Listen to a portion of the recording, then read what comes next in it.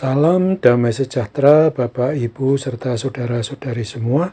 Untuk memulai renungan firman Tuhan hari ini, mari kita bersatu dalam doa. Tuhan Allah Bapa yang melampaui segala akal, hati, dan pikiran kami manusia, berfirmanlah kepada kami, sebab kami bersedia untuk mendengar, dan mohon pertolongan Roh Kudus agar kami mampu melaksanakannya dalam hidup sehari-hari. Dalam nama Tuhan Yesus kami berdoa. Amin.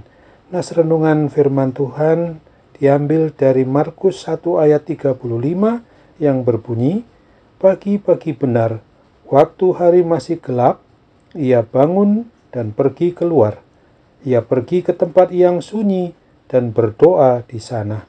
Sebagai tema yang diangkat dari nas renungan firman Tuhan hari ini adalah kebutuhan manusiawi yang utama Tuhan Yesus adalah berdoa. Ketika suasana pagi hari yang masih gelap, Tuhan Yesus bangun dari tidurnya. Kemudian ia pergi ke tempat yang sunyi sepi untuk berdoa di sana. Yesus Kristus adalah perwujudan yang begitu nyata persis secara manusiawi dari Tuhan Allah Bapa. Dia Maha Tahu dan Maha Kuasa. Tuhan Yesus yang adalah Alfa dan Omega, Allah pencipta dan pemelihara alam semesta dan isinya, termasuk kita umat manusia, tetapi Dia tetap penuhi kebutuhan hidup manusiawinya untuk berdoa. Mari sekarang coba kita bandingkan dengan diri pribadi atau keluarga kita.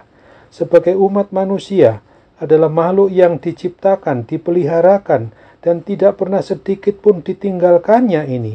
Akan tetapi sebagai ciptaan yang segambar dan serupa dengan Sang Pencipta dan Pemelihara kita ini, kita jarang, bahkan kadangkala kita lupa untuk berdoa, berkomunikasi, untuk berbicara dengan Sang Pencipta dan Pemelihara kita.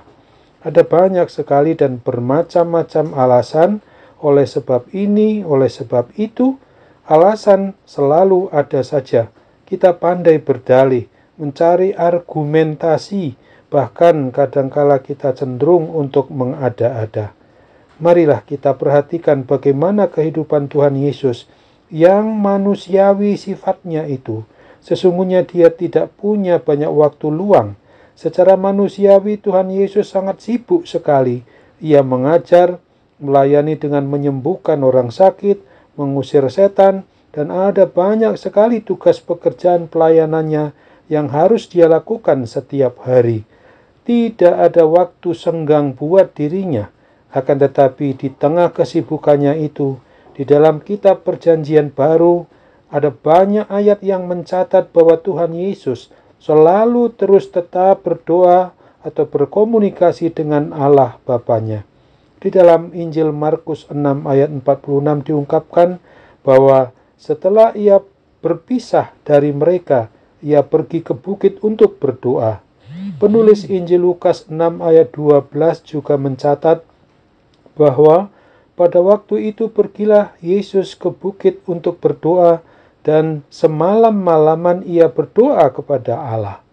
Marilah kita perhatikan juga pada Ibrani pasal 5 ayat 7 ini, bahwa di dalam seluruh aspek hidup Tuhan Yesus sebagai manusia, Ia telah mempersembahkan doa dan permohonan dengan ratap tangis dan keluhan kepada Dia yang sanggup menyelamatkannya dari maut, dan karena kesalehannya Ia telah didengarkan. Kehidupan doa Tuhan Yesus sungguh sangat luar biasa, jauh melebihi kita umat manusia. Melalui doa, Tuhan Yesus menampilkan sosok diri pribadinya yang manusiawi sekali, mengagumkan dan penuh kuat kuasa. Oleh karena Tuhan Yesus menampilkan hidup yang nyata benar, maka secara manusiawi ia menyadari betul bahwa sehebat apapun pelayanannya atau sesibuk apapun tugas pekerjaannya, ia tidak boleh jadikan alasan bagi dirinya untuk tidak berdoa atau bercakap-cakap kepada Allah Bapanya. Membangun suatu kesatuan atau persekutuan dan melibatkan Allah Bapanya dalam semua dan setiap perkara dan rencananya adalah kunci atau syarat bagi keberhasilan pelayanan Tuhan Yesus Kristus. Tuhan Yesus telah memberikan contoh teladan tentang bagaimana Dia menempatkan doa sebagai hal yang paling utama di dalam hidup dan seluruh pelayanannya. Marilah kita ikuti jejak contoh teladan Tuhan Yesus. Sediakanlah waktu untuk berdoa atau berbicara atau bercakap-cakap dengan Tuhan Allah Bapa kita. Nikmati selalu terus waktu bersamanya. Mari, ingatlah selalu supaya kita mau menyempatkan diri secara tetap dan selalu berdoa atau berbicara, bercakap-cakap dengan Tuhan Yesus Kristus yang adalah pencipta dan pemelihara hidup dan mati kita, yang sudah Ia tunjukkan melalui dan di dalam contoh teladan hidup manusiawinya itu. Amin. Mari kembali kita berdoa.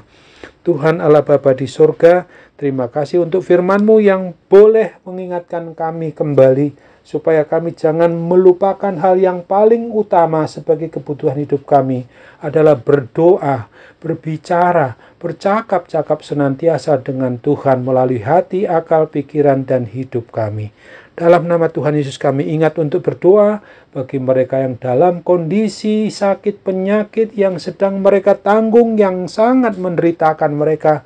Oh Tuhan, tolonglah mereka agar mereka boleh pulih dan sembuh. Seperti juga halnya dengan penyakit pandemi COVID-19.